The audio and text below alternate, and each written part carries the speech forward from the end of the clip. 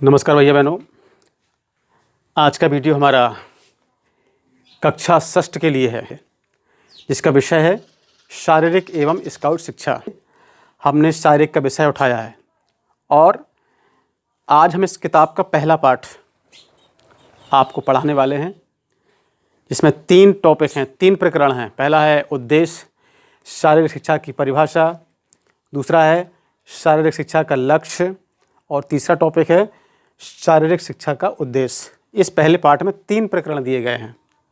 तो चलिए बारी बारी से इन तीनों वीडियो में पहले वीडियो में आपका परिभाषा हो जाएगी, दूसरी वीडियो में लक्ष्य होगा और तीसरी वीडियो में उद्देश्य। तो ये पहला वीडियो है। चलिए हम आज को इसमें हम आपको शारीरिक शिक्षा की परिभाषा समझाते हैं। परिभाषा क्या है, इसका उद्देश्य, इसका अर्थ क्या है। जैसा कि नाम से ही आपको आभास हो रहा होगा, शारीरिक शिक्षा, ये शब्द 2 शब्दों से मिलकर बना हुआ है, एक शारीरिक और दूसरा शिक्षा। शारीरिक का अर्थ होता है शरीर से संबंधित, शरीर का या शरीर से, और शिक्षा का मतलब होता है ज्ञान या जानकारी।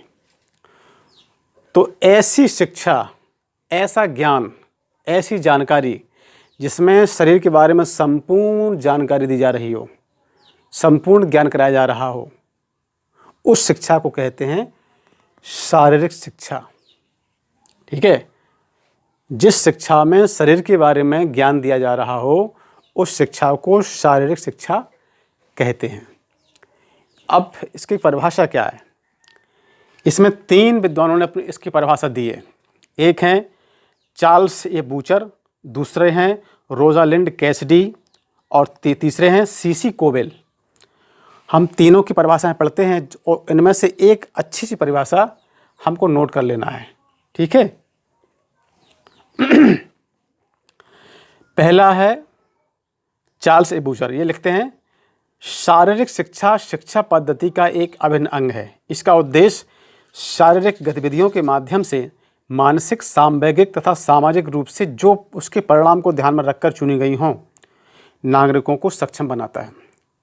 दूसरी ही है रोजालिंड कैसिडी, ये कहते हैं शारीरिक क्रियाओं पर केंद्रित अनुभवों द्वारा जो परिवर्तन मानव में आते हैं, वे शारीरिक शिक्षा कहलाते हैं।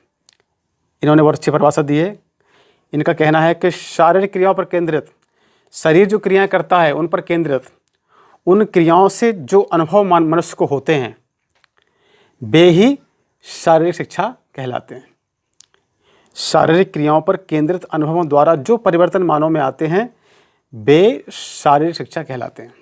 तीसरे हैं सीसी कोवेल, एक लिखते हैं कि शारीरिक शिक्षा व्यक्ति विशेष के सामाजिक व्यवहार में वह परिवर्तन है जो बड़ी मांसपेशियों तथा उससे संबंधित गतिविधियों के प्रेरणा से उपजता है।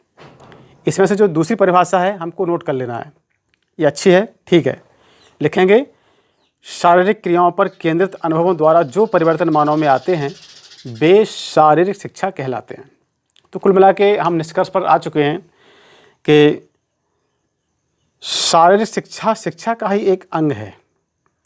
ठीक है, इससे हम शरीर के बारे में संपूर्ण ज्ञान प्राप्त करते हैं और उनसे हमारा शरीर जो कार्य करता है उनसे हमको अनुभव होते हैं और उन अनुभव से हमारे अंदर बहुत से परिवर्तन आते हैं और हम आगे चल करके एक निरोगता को प्राप्त करते हैं, अपने लक्ष्य को प्राप्त करते हैं, उद्देश्य को प्राप्त करते हैं, सुखी जीवन जीते हैं और आगे हर प्रकार से हम एक देश के, समाज के लिए अच्छे सेवक बनते हैं। ठीक है, तो इसका उद्देश्य हमारा, इसका जो परिभाषा है नोट कर लेंगे, शारीरिक क्रियाओं पर केंद्रित अनुभवों द्वारा जो परिवर्तन मानव में आते हैं, वे शारीरिक शिक्षा कहलाते हैं।